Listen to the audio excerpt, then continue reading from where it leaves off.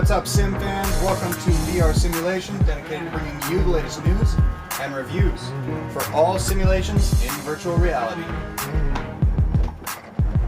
Alright, rig is about 99% done, and I just wanted to give you a quick tour.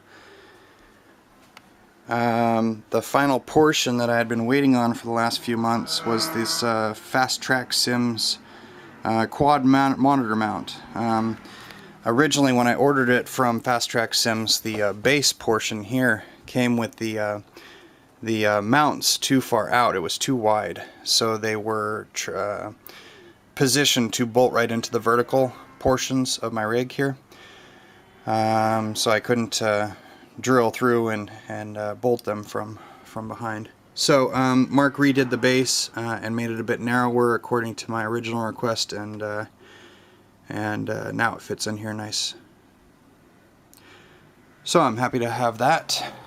It's a quad monitor mount, and I also got the keyboard mount from Fast Track Sims. Put a hook on the side of the rig for my Formula Rim and a hook for my surround sound headphones headset. Again, the chair's from a 1998, maybe 99 Subaru Impreza Japanese spec. I bolted into the metal frame of the chair to mount the shakers on the rear, and they're a little bit noisy. I'm thinking about maybe eventually upgrading those to some better quality shakers that don't mind not being mounted at a direct vertical or horizontal angle. But for now they're working okay. They're just a little bit noisier than normal. Alright, from the front of the rig here we can see the way I've got everything set up. Let's get into a little race here at Spa in the Acura. Did this a couple months ago. You can see here with the Formula Rim mounted, I've just used some Velcro to attach my smartphone, which is running iDashMeter Pro, and it works quite well. Don't really need it in the Acura since it's got a nice heads-up display in there, but it's quite handy when I'm running the Star Mazda or some of the other cars. I don't usually run it on the BMW rim simply because I don't have a good way to Velcro it onto there, but still thinking about other solutions for heads-up displays. I usually run in 3D. I've got my 3D glasses here on the side. I really like 3D technology. I feel it gives you a better situational awareness and allows you to sense the distance of the corners a little bit better.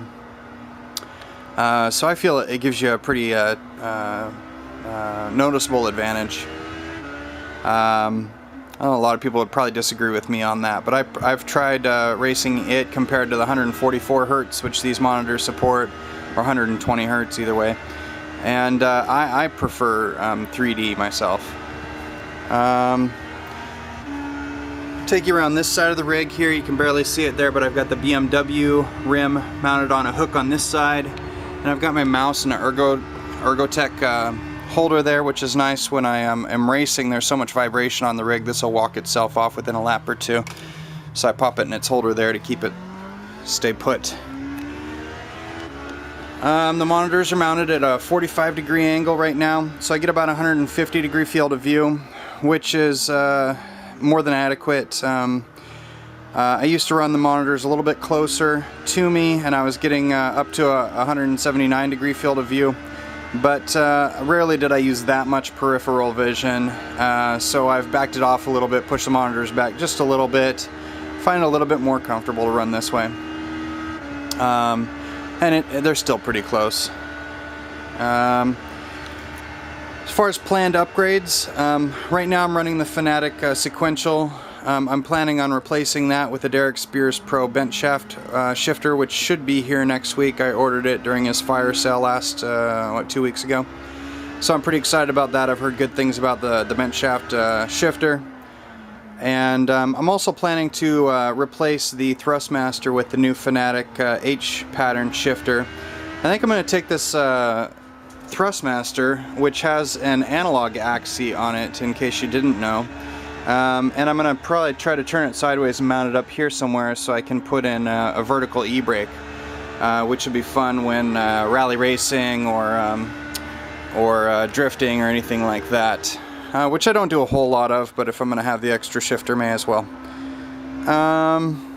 Other planned upgrades, I think I'm also going to pick up one of Derek Spears Pro's button boxes that attaches to the Club Sport wheel. And I'm still thinking about something to replace the smartphone, maybe a small screen mounted on the back of the Club Sport. But I haven't made any firm decisions on that yet, still pondering the different options. I might just leave it as it is.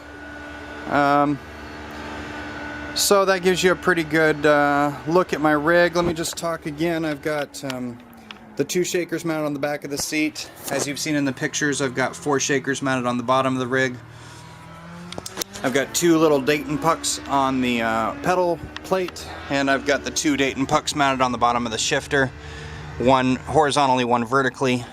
And I've been very impressed with Sim Vibe and the immersion that it gives. Last upgrade I wanted to mention is the Oculus Rift. I'm on the books for a dev kit, which I should be receiving next month sometime. I'm really looking forward to playing around with that thing. Who knows, maybe these screens will be obsolete in another month or 2 anyway. I'll keep you posted on that, and yeah, thanks for watching.